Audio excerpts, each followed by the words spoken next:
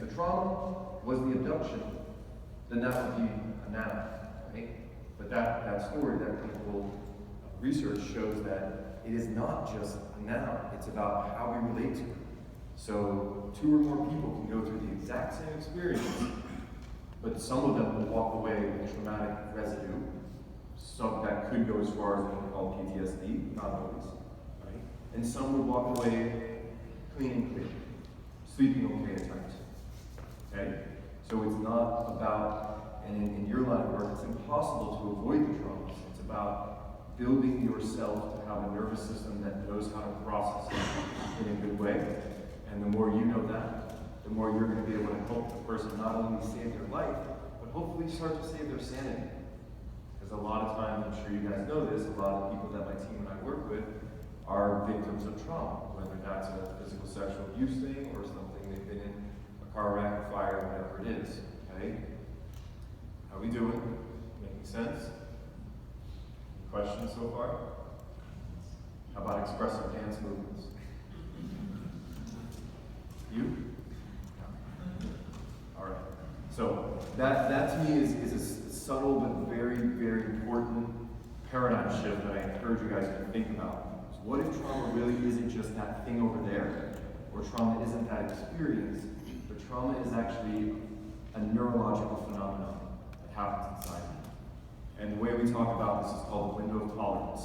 So if I came from a childhood or life, whatever point in my life, before choosing a career path like you guys, and I already had a lot of trauma from my own history, and I come into this job and my window of tolerance is this big because I'm sensitive to certain things, right? If I don't do any of my own work, if I don't do any looking at how I relate to trauma, then whenever traumatic situations come in around me, I'm going to freak out or go out of my window of tolerance, which neurologically would be called sympathetic nervous system hyperactivation, anxiety, what do? Oh my God, I can't figure it out. Or hypoactivation, hypoarousal, which would be the parasympathetic nervous system, which is that kind of floatiness I described earlier, where I don't know, I'm not really here, but my body's moving, I'm getting things to happen, but I'm not really connected.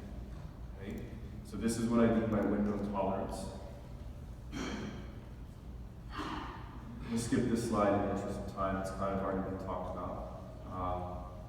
This is interesting that after post-traumatic stress is reprocessed, and I will talk to you guys here in a few minutes of what does that really mean to reprocess a traumatic event or a traumatic memory.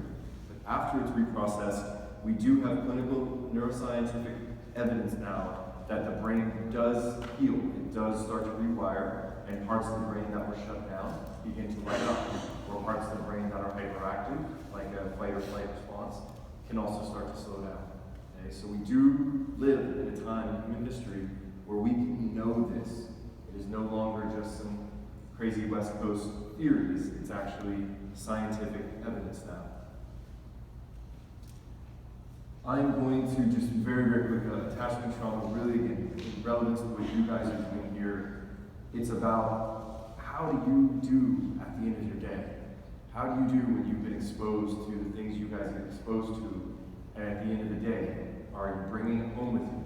Is it coming out at your family or your loved ones? Is it haunting you in your dreams? Is it in your waking daydreams? Can I not get that person out of my mind who I saved their life yesterday?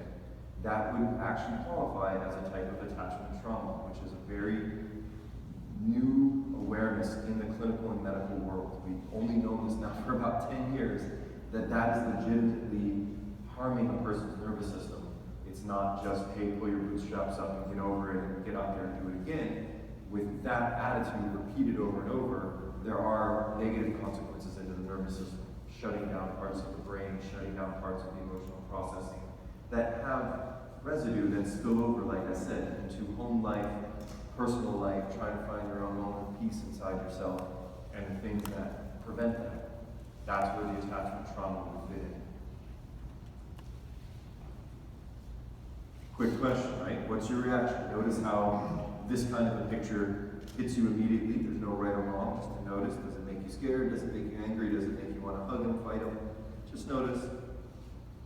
Versus someone like her, right? So this is just a quick little interactive slide to show you guys that, you know, we do feel what we are seeing right in front of us, even if we try not to.